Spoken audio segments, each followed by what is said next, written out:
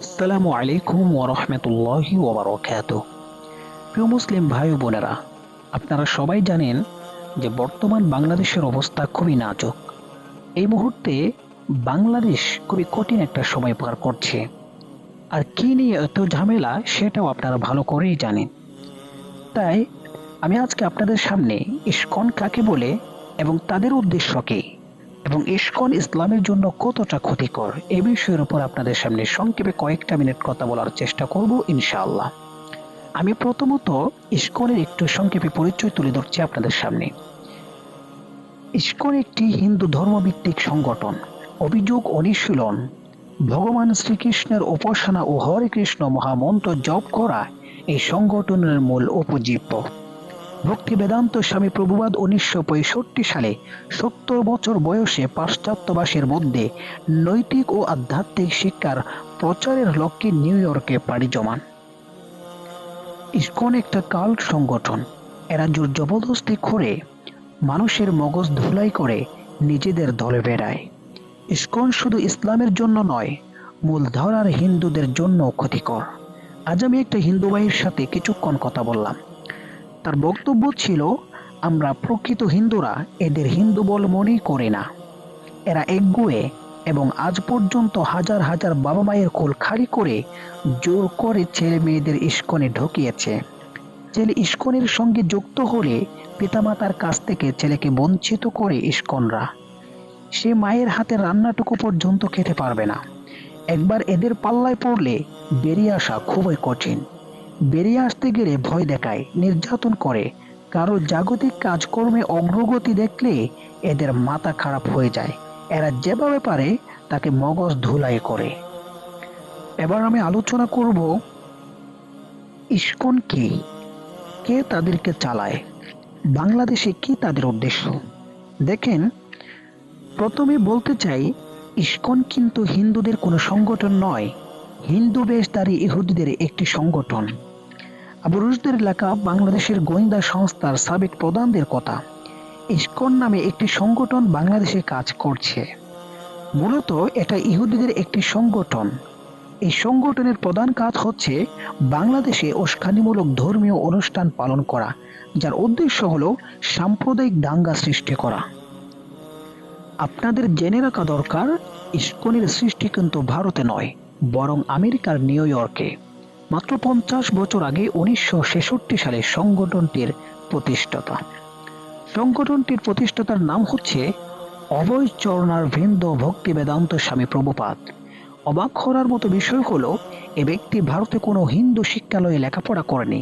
সে লেখাপড়া করেছে খ্রিস্টানদের চার্চে। পেশায় ছিল সে ফার্মাসিউটিক্যাল ব্যবসায়ী। বাট হঠাৎ করে তার মাথায় কেন হিন্দু ধর্মের নতুন সংস্কারের ভূত চাপলো, কিংবা কোন শিক্ষা বলে চাপলো, তার সত্যি চিন্তার বিষয়। স্বামী প্রভুপাদ নতুন ধরনের হিন্দু সংগঠন চালু করতে প্রথমে তাতে বাধা দিয়েছিল মূল ধরার সনাতন হিন্দুরা। অধিকাংশ হিন্দুই তার বিরুদ্ধাচরণ শুরু করে, কিন্তু সে সময় স্বামী প্রভুপাদের পাশে এসে দাঁড়ায় স্টিল শন জোড়া, হার্বে কক্স, স্লেরি, সিন ও টমাস হপকিন্সের মতো চিহ্নিত ইহুদি খ্রিস্টানরা এজেন্ডা।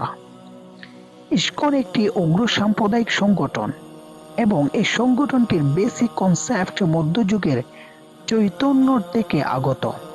চৈতন্যর অন্যতম থিওরি হচ্ছে নির্জবন করো আজি সকল ভবন, যার অর্থ হলো সারা পৃথিবীকে জবন মানে মুসলমানদেরকে মুক্ত করো।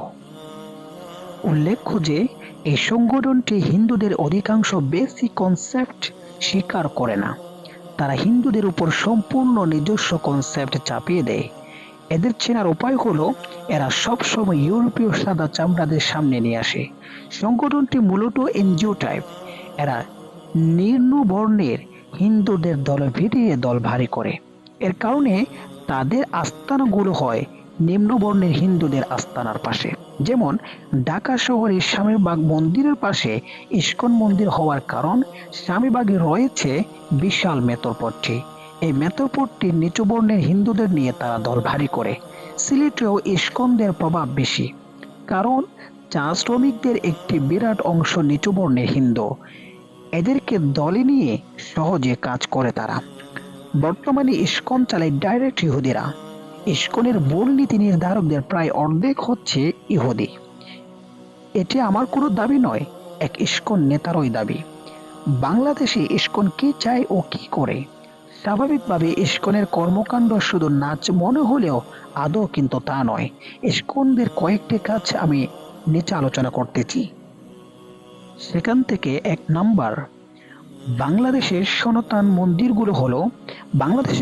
মন্দিরগুলো দখল করা এবং সনাতনদের মেরে পিটিয়ে তাড়িয়ে দেয়া। যেমন স্বামীরবাগী মন্দিরটি আগে সনাতন হিন্দুদের ছিল, পরে ইসকনরা কেড়ে আগেরদের ভাগিয়ে দেয়। এছাড়া পঞ্চগড়েও সনাতনদের পিটিয়ে এলাকা ছাড়া করে ইসকনরা। ঠাকুরগাঁওয়ে সনাতন হিন্দুকে হত্যা করে মন্দির দখল করে ইসকন। এছাড়া অসম্প্রতি সিলেটের জগন্নাথপুরে সনাতনদের রথযাত্রায় হামলা চালিয়েছে ইসকন নেতা বিন্টু ধর। 2, বাংলাদেশের মসজিদগুলোতে সাম্প্রদায়িক হামলা করা।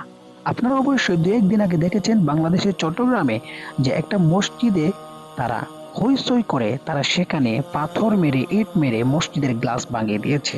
3, বাংলাদেশে বিভিন্ন সাম্প্রদায়িক সংগঠন তৈরি করে উগ্র হিন্দুত্ববাদের বিস্তৃত ঘটানো, যেমন জাতীয় হিন্দু মহাজোট, জাগো হিন্দু, বেদান্ত ইত্যাদি। বর্তমান অনলাইন জগতে যে ধর্ম অবমাননা তার 90% করে ইসকন সদস্যরা। 4, বাংলাদেশে সাম্প্রতিক সময়ে চাকরিতে প্রচুর হিন্দু প্রবেশের অন্যতম কারণ ইসকন হিন্দুদের প্রবেশ করানোর জন্য প্রচুর ইনভেস্ট করে। 5, সিলেটের রাগিব রাবেয়া মেডিকেল কলেজের ঈশ্বর পিছনে রয়েছে ইসকন। ইসকন আড়াল থেকে পুরো ঘটনা পরিচালনা করে এবং পঙ্কজ গুপ্তকে তারপর ফেলিয়ে দেয়। এখন পঙ্কজ গুপ্ত জমি পাওয়ার পর সেই জমি নিজেদের দখলে নিয়ে চেষ্টা চালিয়ে যাচ্ছে। বর্তমানে বিচার বিভাগে ইসকন প্রভাবের মারাত্মক বৃদ্ধি পাওয়ার অন্যতম কারণ হচ্ছে খোদ প্রধান বিচারপতিও একজন ইসকন সদস্য। সবার শেষে কথা হচ্ছে, বাংলাদেশে যদি এখনো ইসকনকে নিষিদ্ধ করা না হয় তবে বাংলাদেশের জন্য বড় ধরনের বিপদ অপেক্ষা করছে। যে বিপদ বাংলাদেশের স্বাধীনতা হারালেও অবাক হওয়ার কিছুই থাকবে না। আমি মনির বিন আমিন ফাইনাল কথা বলবো যে যার জায়গা থেকে আওয়াজ তুলুন একটাই, এদেশে ইসকন নিষিদ্ধ চায়। সবাই ভালো থাকবেন। আল্লাহ হাফেজ। আসসালামু আলাইকুম।